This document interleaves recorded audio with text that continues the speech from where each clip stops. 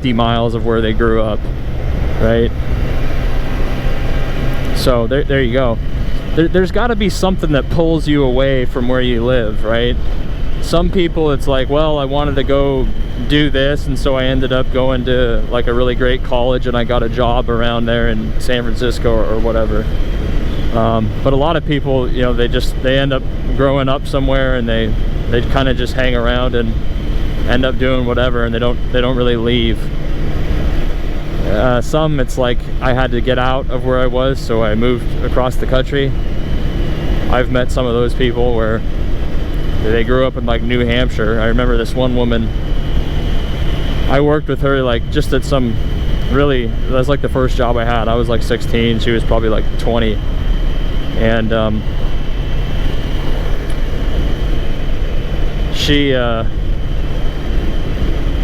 said she moved across the country because she didn't have anything there for her and she wanted something new, and she met some guy online or something, and then she's like, yeah, but it didn't work out, and I'm no longer living with the guy. And she was just working a total piece of shit job, and I was like, wow, that kind of sucks. So now you're on the other side of the country, you moved everything over here, your family doesn't live here. You know, they're over in New Hampshire, which is, I mean, literally you have to choose the other side. That's probably what she did.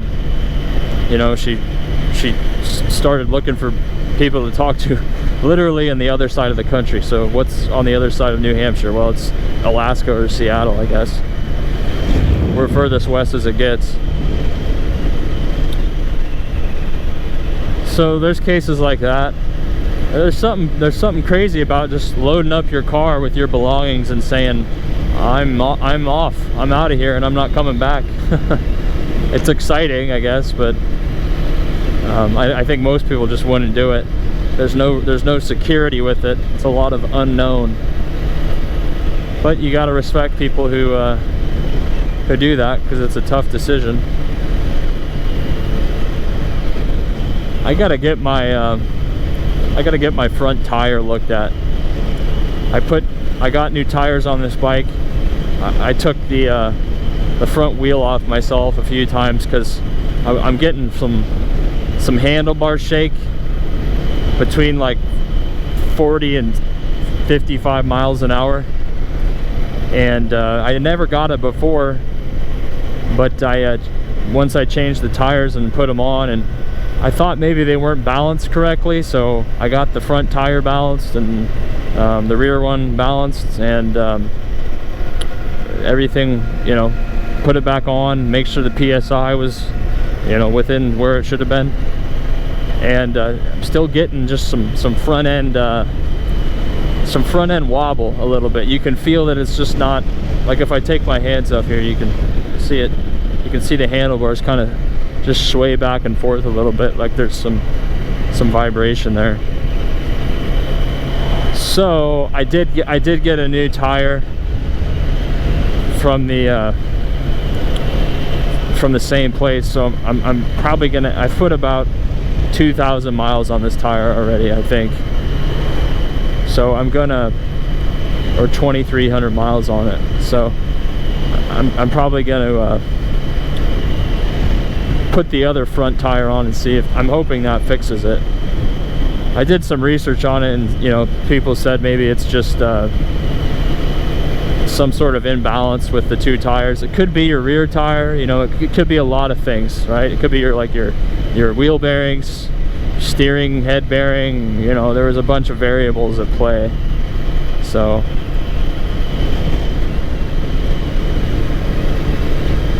or the tires kind of wearing unevenly. I don't know, I'm not any sort of mechanic, but do have a different tire to put on and try, and hopefully that will kind of shore things up a little bit. It's an old Victorian style house over there. It's a nice piece of land right there.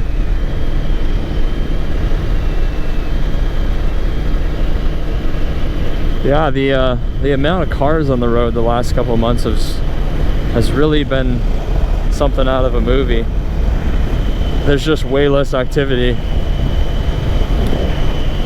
And I really think that might be here to stay for a while. I think people are kind of spooked about going outside and interacting with people in any sort of way. My hiccups are back again, if you can believe it. Ugh.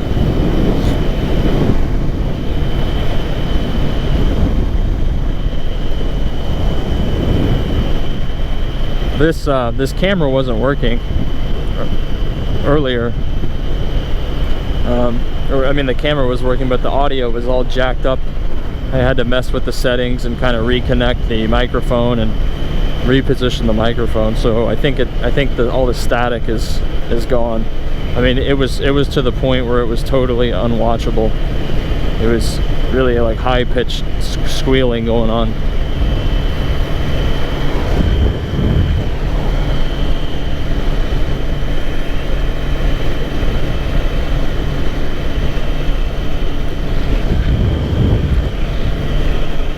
Yeah, I was watching a video with, you know, I felt like I feel like I've ridden this bike like quite a bit. Now I've had it for like 7 years, almost to the day now.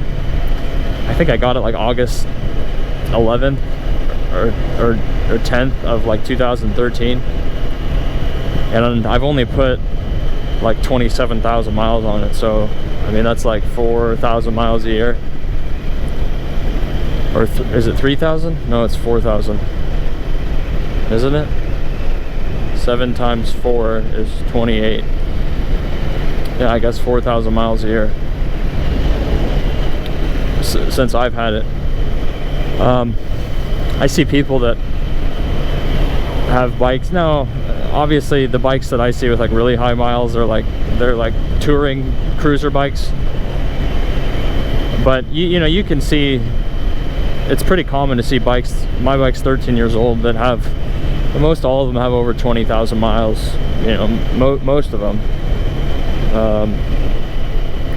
I feel like I've ridden this thing quite a bit, and it only has 30. I just ticked over 36,000 right now. So I change my oil at, like, I typically have changed it at every 3,000 miles. So I've done like 8 to 10 oil changes, I think. Change the filter out every time too, and I use the Yamalube 1040, which I haven't really had any problems with it. So I'll be interested to see how, I mean, I've heard people that I've seen bikes that have 65,000 on this same bike, like online, and I think some guy had like close to 100,000 on this bike. So I would have a lot more miles on it if I lived in a climate where, you know, I'd probably ride at least 6,000 to 10,000 miles a year if I could ride most year round. But here, like I said, there's definitely, I think it's fair to say that there's 6 months a year that you can ride here, like close to every day. Yeah, and I would say there's, so 180 days is probably the amount of days you can ride. Sometimes a little more, sometimes a lot less. It really just depends. But June, July, August, and most of September, that's typically like 4 months where it's like you don't even really have to worry about it. April, May, October, you know, those months can be hit or miss. And then it starts getting pretty cold in October. But yeah, I saw a guy, you know, on YouTube. There's all sorts of crazy people that have high. If you think you're, you know, crazy at anything, just go to YouTube and you'll be. You know, there's always someone crazier than you, or someone that's done more than you. There's a lot of people who have done a lot less than you, as far as anything. But there's always someone that's done something crazy. You know, there's multiple people that have. You know, some guy has like 115,000 miles. This is an older video. He had 115,000 miles on his VFR, and he was just talking about different types of maintenance he's done on it, and he pretty much didn't have to do anything besides change the tires and like change his chain and sprocket and and change his oil. So, and he rode the bike, I think he said close to 1,000 miles a week.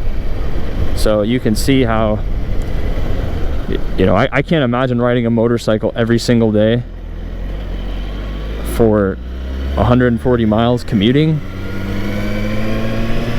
but obviously some people do. And yeah, so you're close to 1,000 miles a week. So if you ride 6 months a year, or even 4 months a year, that's how many weeks is that? It's like 12, like it's like at least it's probably 15 to 20,000 miles a year you ride if you're just doing that for 4 months a year. You can see how that really adds up.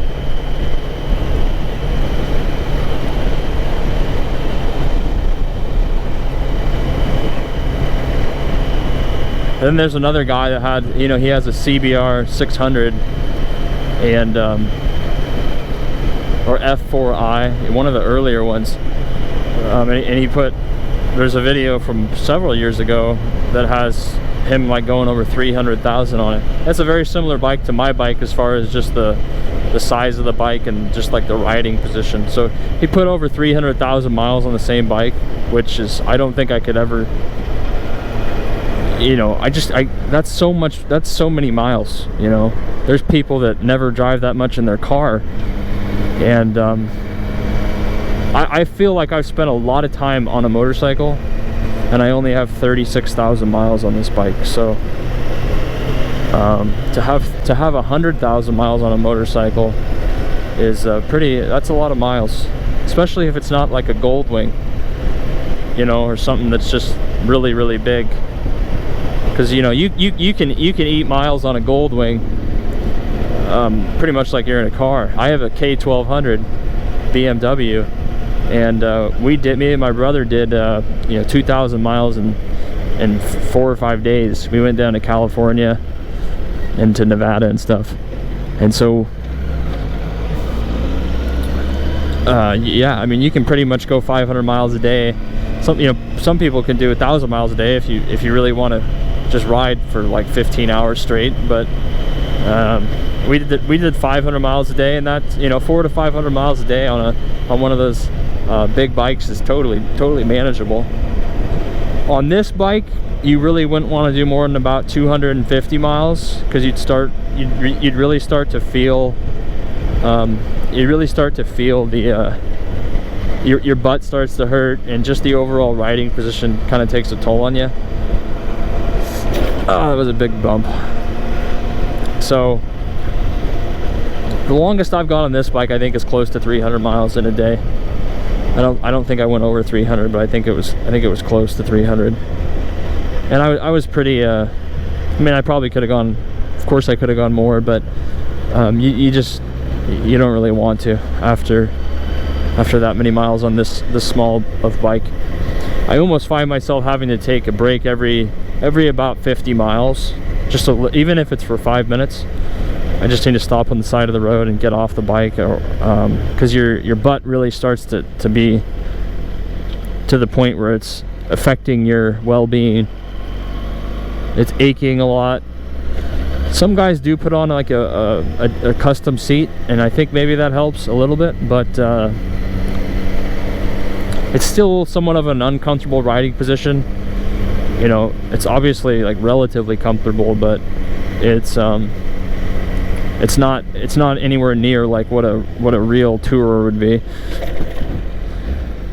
Back at my shopping complex here, there's absolutely nothing going on. Okay, well, I'm gonna go ahead and hit the stop button on this. I wonder what's gonna happen out here with all this space, because all these places are you know, they're no longer in business. They were already dying, but COVID put them under, so there you go. Anyway, guys, hope you guys have a good day and be safe.